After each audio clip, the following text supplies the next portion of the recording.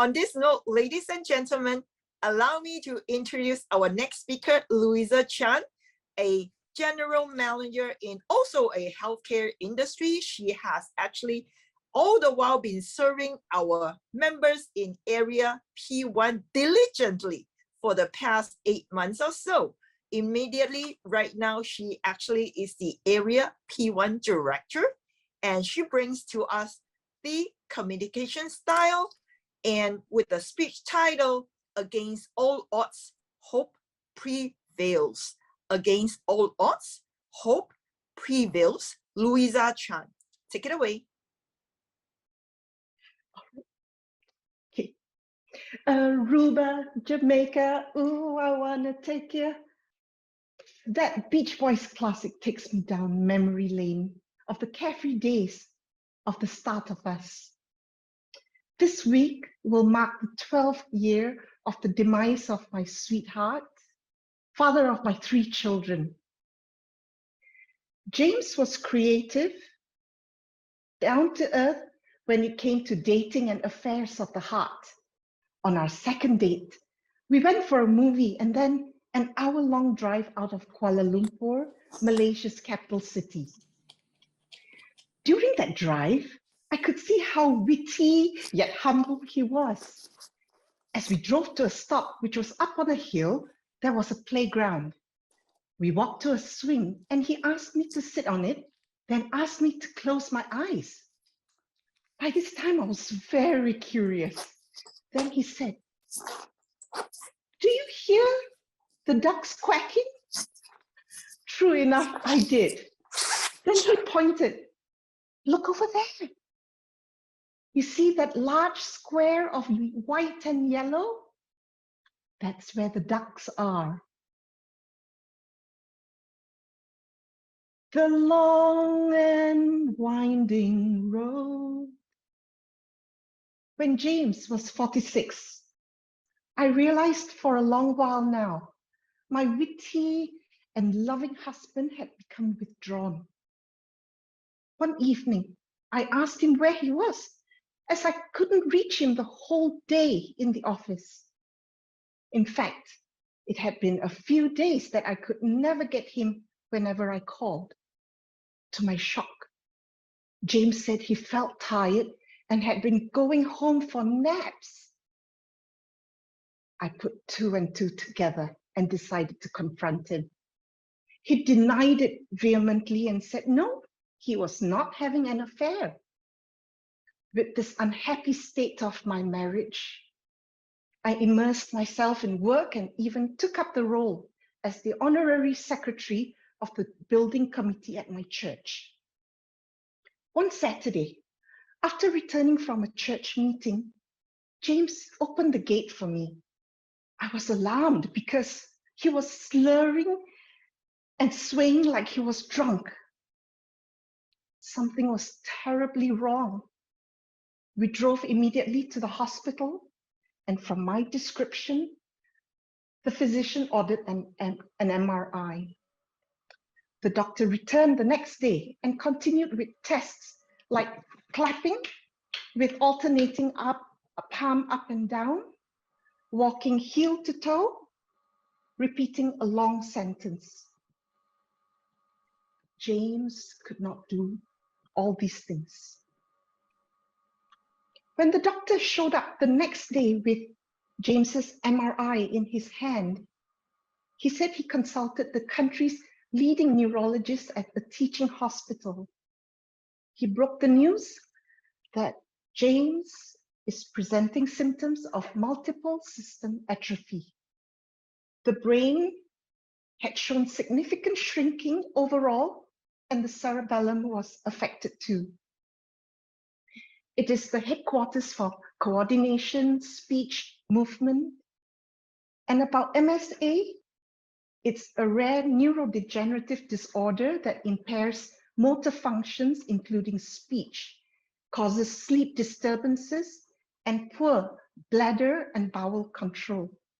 It also does a number on blood pressure too. James, by this time, was sobbing silently. In a flash, I had my moment of epiphany. I knew what my life's purpose was, and that was to walk with him on his journey ahead. That realization resonated so deeply within me. I knew now I had to be strong for the 5 of us. I knew now I had to lead when before I followed. The doctor took me aside later and he told me patients don't usually live longer than after 5 to 6 years from diagnosis. My most difficult task was breaking the news to the kids. I spoke in simple terms, and ironically, it sounded even harsher. They asked, why is God doing this to him? Daddy is so kind. This was the biggie I prepared for. My reply was, maybe God needs angels. We sought a second opinion in Melbourne. The neurologist concurred with the diagnosis. Life was cruel and so unfair. James never had a fair chance, never had a fight on his hands. Many AIDS, Parkinson's, and even cancer patients don't know how good they have it. With myriad treatments, medicines to treat or slow down the progression. James had nothing. And I had no support group. I thought of starting one, but the doctors in the public and private hospitals said they had no data. It was more gut-wrenching for James being highly conscious of the deterioration. Cognitively, he was sharp until the end.